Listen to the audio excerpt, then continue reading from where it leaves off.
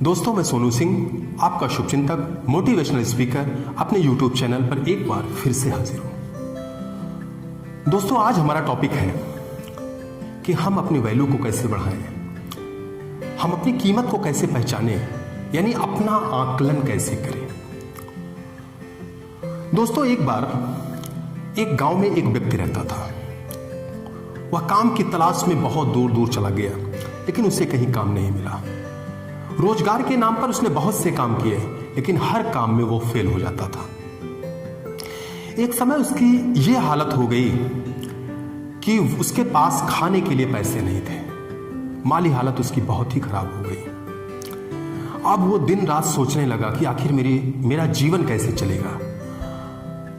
जब उसकी माली हालत खराब हो गई तो लोग उसका सहयोग करने वाले भी नहीं थे और लोग उसे ताने दे रहे थे कि तेरा जीवन तो बेकार है, तू निकम्मा है। इसी प्रकार से उसको लोग तमाम तरीके की बातें कहते, जिससे धीरे धीरे धीरे धीरे धीरे धीरे निगेटिव बातों को सुनकर वो डिप्रेशन में चला जाता है। और एक दिन उसे ये आभास होता है कि मेरे जीवन का कोई अर्थ ही नहीं है। अगर मेरी कोई वैल्यू ही नहीं है तो मुझे तो इस दुनिया में रहने का कोई हक ही नहीं। ऐसा सोचकर वो आत्महत्या करने का निश्चय करता है। आत्महत्या करने के लिए वो तुरंत अपने घर से निकल पड़ता है। रास्ते में वो तमाम ख्यालात को बुनते हुए चला जा रहा था तो उसने देखा कि एक पेड़ के नीचे एक बाबा धूमी रमाए बैठे हुए हैं। तो उसने सोचा कि आत्महत्या तो करने जा ही रहा हूं, चलो थोड़ी देर बाबा से मिल लेता हूं। वह बाबा के पास जाता है और बाबा से अपनी सारी बात बताता है और कहता है कि बाबा जी, मैं तो बेरोजगार हूं, मेरे जीवन का कोई अर्थ ही नहीं है। लोग मुझे ताने देते हैं, मेरी वैल्यू को, मेरी औकात को नापते हैं। ऐसी स्थिति में मैं तो आत्महत्या करने जा रहा हूं। अगर आपके पास कोई सॉल्यूशन हो तो कृपया मुझे बताइए, अन्यथा मेरा जीवन तो अब इस दुनिया में रहने लायक नहीं है। बाबा ने कहा, चलो ठीक है, मैं तेरा काम कर दूंगा, लेकिन इसके पहले तुझे मेरा एक काम करना होगा।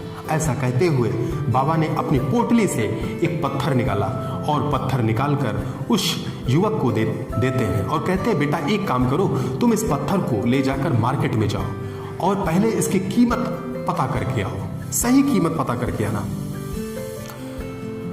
अब वो युवक उस पत्थर को लेकर बाजार की तरफ चला जाता है। जैसे ही वो युवक बाजार में पहुंचता है, वो पत्थर को वो सोचता है कि आखिर मैं इस पत्थर को किसके पास ले जाऊं जो इसकी सही कीमत को बताए।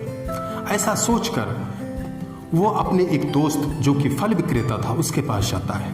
फल विक्रेता के पास जाकर उसे वो पत्थर दिखाता है और कहता है, यार इसकी सही कीमत तू ही बता सकता है। तू बता कि आखिर इस पत्थर की कीमत कितनी है और तू मुझे इसके बदले में कितना दे सकता है।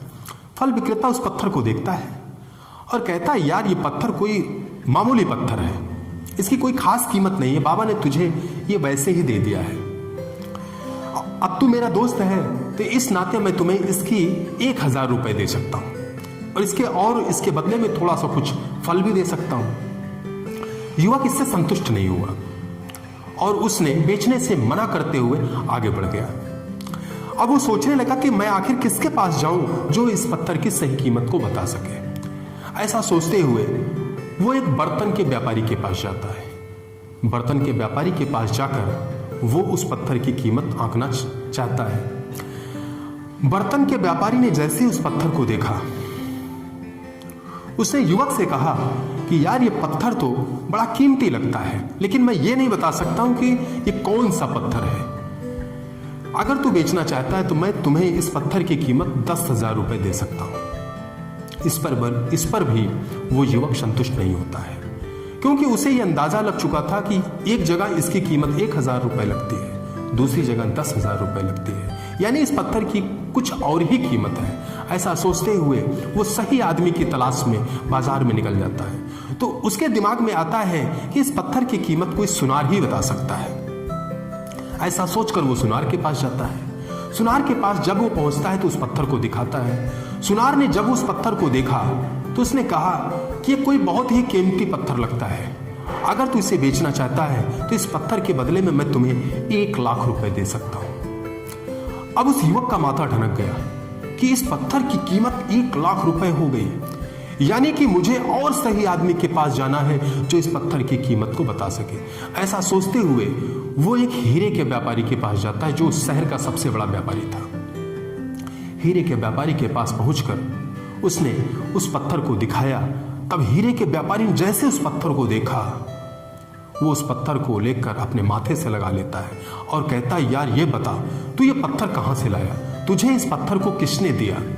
युवक ने पूछा कि ऐसा आप क्यों पूछ रहे हैं? एक बाबा ने मुझे ये पत्थर दिया है। हीरे के व्यापारी ने कहा, अगर मैं अपनी पूरी संपत्ति बेच दूं, पूरे धन धान्य मैं बेच कर तुम्हें दे दूं, तब भी इसकी कीमत मैं अदा नहीं कर सकता हूं। यानी इस पत्थर की कीमत अमूल्य है। अब युवक समझ गया था कि यह पत्थर कोई ऐसा वैसा पत्थर नहीं है। वो पत्थर लेकर तुरंत साधु के पास वापस आता है और साधु से अपनी पूरी आपबीती बताता है। तब साधु हंसता हुआ बोलता है कि बेटा, जिस प्रकार से ये पत्थर अमूल्य है, इस पत्थर की कीमत कोई नहीं बता सकता है, उसी प्रकार से तुम्हारा जीवन है। तुम्हारे जीवन की कीमत कोई नहीं बता सकता है। तुम्हारा जीवन अमूल्य है। इसीलिए अपनी इमेज को बनाओ, इसे बेकार मत करो, आत्महत्या करने का प्रयास मत करो। कोई कितना भी कहे, कोई कितना भी तुम्हारे जीवन की कीमत लगाए, लेकिन उनकी बातों में मत जाओ।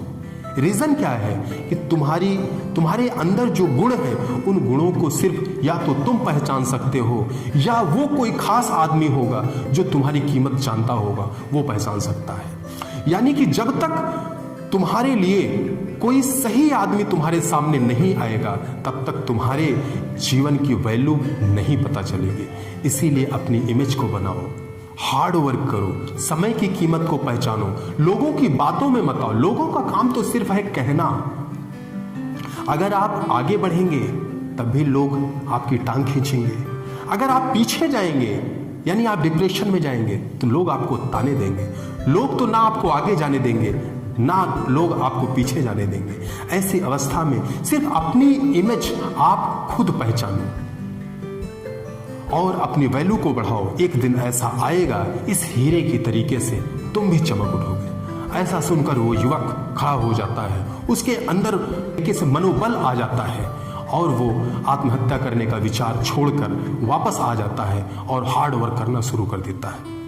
दोस्तों, अगर ये कहानी आपको पसंद आती है तो अपने दोस्तों में इसे शेयर करिए, लाइक करिए। अगर आप नए हैं तो प्लीज़ इसे सब्सक्राइब करिए और कमेंट बॉक्स में कमेंट जरूर लिखिए। मैं अगले वीडियो में नए टॉपिक के साथ फिर से हाजिर होऊंगा। तब तक के लिए जय हिंद।